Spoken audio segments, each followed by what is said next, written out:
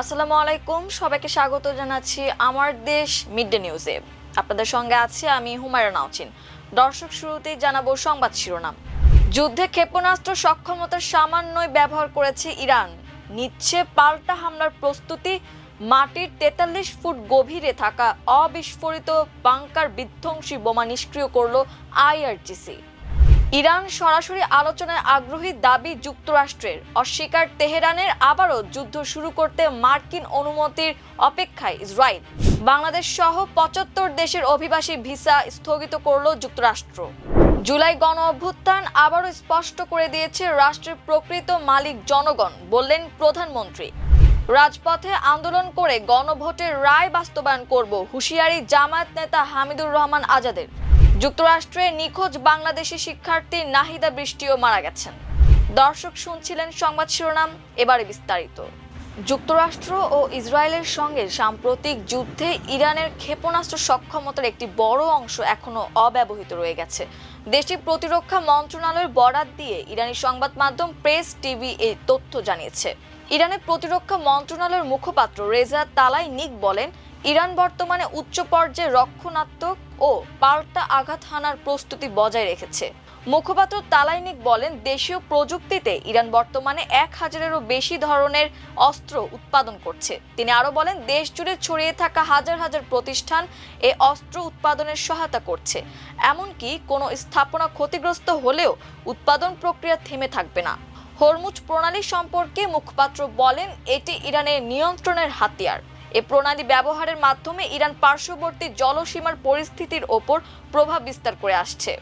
এদিকে ইরানের ইয়াজদ প্রদেশের একটি আবাসিক এলাকায় মাটির গভীরে পুঁতে থাকা অবিস্ফোরিত বাংকার বাস্টার বোমা সফলভাবে নিষ্ক্রিয় করা হয়েছে। দেশটির সংবাদ সংস্থা তাসনিম নিউজ এজেন্সির বরাতে এ তথ্য জানা গেছে। যুক্তরাষ্ট্র ইসরায়েলের হামলা চলাকালে নিক্ষিপ্ত এ শক্তিশালী বোমাটি লক্ষ্যবস্তুতে আঘাত হানলেও বিস্ফোরিত হয়নি। এটি আবাসিক এলাকার প্রায় ১৩ মিটার বা প্রায় ৪৩ ফুট মাটির নিচে ঢুকে গিয়েছিল। কর্মকর্তারা জানিয়েছেন, Islamic revolutionary guard corps IRGC এবং স্থানীয় বোমা নিষ্ক্রিয়করণ ইউনিটের সদস্যরা যৌথভাবে এই অত্যন্ত ঝুঁকিপূর্ণ অভিযান পরিচালনা করেন। কোনো ধরনের দুর্ঘটনা ছাড়াই বোমাটি সরিয়ে নেওয়া সম্ভব হয়েছে। হোয়াইট হাউস জানিয়েছে, ইরানের সঙ্গে যুদ্ধবিরতির মেয়াদ বাড়িয়ে মার্কিন প্রেসিডেন্ট ডোনাল্ড ট্রাম্প তার নমনীয়তা প্রদর্শন করেছেন। হোয়াইট হাউস মুখপাত্র ক্যারোলিন লেভিট দাবি করেছেন, তেহরান এখন সরাসরি আলোচনায় বসতে আগ্রহী। এই আলোচনার অংশ হিসেবে মার্কিন কর্মকর্তা জ্যারেড কুশনার ও স্টিভ উইটকফের পাকিস্তান সফরে যাওয়ার কথা রয়েছে। তবে যুক্তরাষ্ট্রের সঙ্গে কোনো বৈঠকের পরিকল্পনা নেই বলে সাফ জানিয়ে দিয়েছে ইরান। ইরানের পররাষ্ট্র মন্ত্রণালয়ের মুখপাত্র ইসমাইল বাঘাই বলেন, যুক্তরাষ্ট্রের সঙ্গে কোনো বৈঠকের পরিকল্পনা নেই। ইরানের অবস্থান পাকিস্তানের মাধ্যমে জানিয়ে দেওয়া হবে। মুখপাত্র নিশ্চিত করেন, মধ্যস্থতা প্রচেষ্টার অংশ হিসেবে ইরানের পররাষ্ট্রমন্ত্রী আব্বাস আরাকচি বর্তমানে ইসলামাবাদে পাকিস্তানি কর্মকর্তাদের সঙ্গে আলোচনা করছেন। এদিকে ইরানের ওপর বড় ধরনের সামরিক অভিযান চালানোর জন্য যুক্তরাষ্ট্রের অনুমতির অপেক্ষায় রয়েছে ইসরায়েল বাহিনী। ইসরায়েলের প্রতিরক্ষা মন্ত্রী ইসরায়েল কাটস তেহরানকে নতুন করে এই হুঁশিয়ারি দিয়েছেন। কাটস জানিয়েছেন, হামলার জন্য ওয়াশিংটনের কাছ থেকে সবুজ সংকেত পাওয়ার অপেক্ষায় আছে সেনাবাহিনী। কাটসের এই মন্তব্যকে উত্তেজনার পারদ আরো বাড়িয়ে দেওয়ার ইঙ্গিত হিসেবে দেখছেন বিশ্লেষকরা। ইসরায়েলি প্রতিরক্ষা মন্ত্রী জানান, সম্ভাব্য যে কোনো হামলার লক্ষ্য হবে ইরানের সক্ষমতাকে মারাত্মকভাবে গুঁড়িয়ে দেওয়া। কাটসের ব্যবহৃত শব্দগুলো থেকে ধারণা করা হচ্ছে, এই অভিযানের সামরিক ফলাফল হবে সুদূর প্রসারী। আঞ্চলিক চরম উত্তেজনার মধ্যে কাটস দাবি করেন, ইসরায়েলি বাহিনী উচ্চ সতর্কতায় রয়েছে। যে কোনো ধরনের রক্ষণাত্মক বা আক্রমণাত্মক পরিস্থিতির জন্য তারা পুরোপুরি প্রস্তুত। তিনি আরও বলেন, প্রধান মিত্র ওয়াশিংটনের সঙ্গে চূড়ান্ত সমন্বয়ের সাপেক্ষে সব ধরনের সামরিক পথই খোলা রাখা হয়েছে। বক্তব্যে ইরানের সর্বোচ্চ নেতা আলী খামেনিকে জড়িয়ে কাটসের মন্তব্যগুলোকে বিশ্লেষকেরা তেহরানের উপর রাজনৈতিক ও মনস্তাত্ত্বিক চাপ বৃদ্ধির কৌশল হিসেবে দেখছেন। পর্যবেক্ষকদের মতে, হরমুজ প্রণালী ও ইসরায়েলের উত্তর ফ্রন্টের মতো সংবেদনশীল এলাকাগুলোতে চলমান উত্তেজনার মধ্যে এ ধরনের কঠোর বার্তার উদ্দেশ্য হলো ইরানকে দমানো। বাংলাদেশ সহ ৭৫টি দেশের নাগরিকদের জন্য অভিবাসী ভিসা দেওয়ার প্রক্রিয়া স্থগিত করছে যুক্তরাষ্ট্র। যুক্তরাষ্ট্রের করদাতাদের ব্যয়ে সরকারি সহায়তা গ্রহণের হার বেশি হওয়ায় এসব দেশের নাগরিকদের জন্য অভিবাসী ভিসা দেওয়া স্থগিত করা হয়েছে। শনিবার ঢাকার মার্কিন দূতাবাস ভিসা সংক্রান্ত এক বার্তায় এ তথ্য জানিয়েছে। বার্তায় উল্লেখ করা হয় ৭৫টি দেশের নাগরিকদের জন্য অভিবাসী ভিসা প্রদান স্থগিত করেছে ডিপার্টমেন্ট অব স্টেট, যার মধ্যে বাংলাদেশও রয়েছে।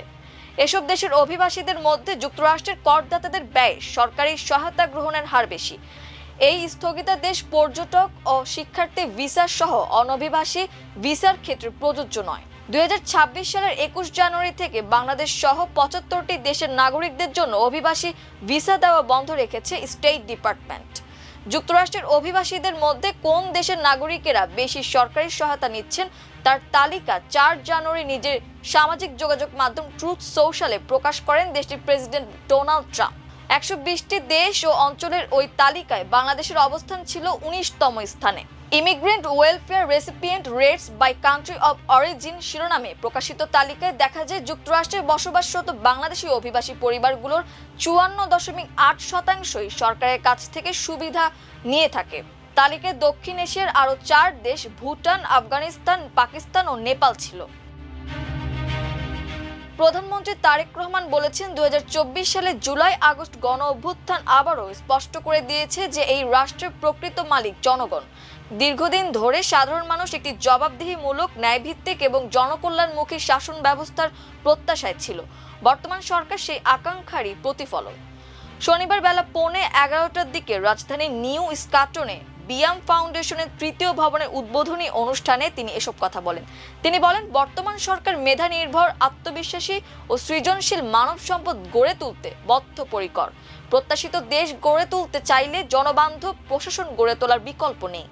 প্রধানমন্ত্রী বলেন, একটি আধুনিক ও সমৃদ্ধ রাষ্ট্র গঠনে আমলাতন্ত্রকে আরও জনমুখী হতে হবে।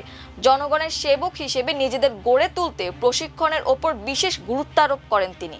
এর আগে বিয়াম ফাউন্ডেশনের ৩য় ভবনের ভিত্তিপ্রস্তর উদ্বোধন করেছেন প্রধানমন্ত্রী। ভিত্তিপ্রস্তর স্থাপন শেষে তিনি বিয়াম ফাউন্ডেশনের কার্যক্রম পরিদর্শন এবং কর্মকর্তাদের সঙ্গে মতবিনিময় করেন। জামায়াতে ইসলামীর সহকারী সেক্রেটারি AHM হামিদুর রহমান আজাদ বলেছেন, গণভোটের গণরায় অবিলম্বে বাস্তবায়ন করতে হবে। জুলাই যোদ্ধারা কি কখনো চিন্তা করেছিল গণভোট হওয়ার পরেও আবার এরকম সমাবেশ করে দাবি আদায় করতে হবে? অবশ্যই নয়। এই রায়ের পক্ষে সবাই একমত ছিল, শুধু ফ্যাসিবাদ ছাড়া। শনিবার বেলা 11টার দিকে গণভোটের গণরায় বাস্তবায়নের দাবিতে রাজধানীর সোহরাওয়ার্দী উদ্যানে বাংলাদেশ জামায়াতে ইসলামের উদ্যোগে জুলাই শহীদ পরিবার ও জুলাই যোদ্ধা জাতীয় সমাবেশে তিনি এসব কথা বলেন।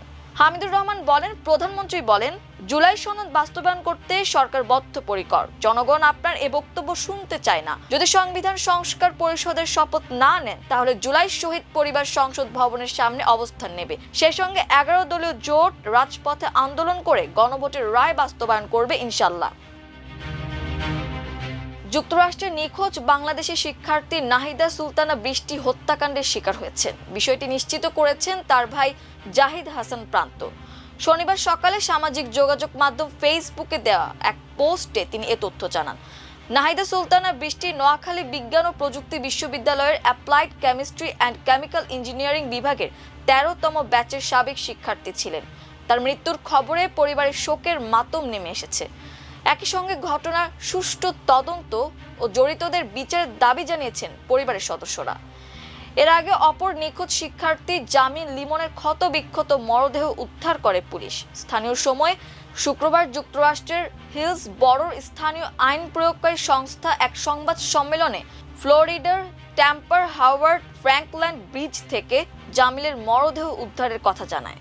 তাদের নিখোঁজের ঘটনায় হিশাম সালে আবু ঘরবে নামে সন্দেহভাজন একজনকে গ্রেপ্তার করেছে স্থানীয় পুলিশ। তিনি নিহত জামিলের রুমমেট।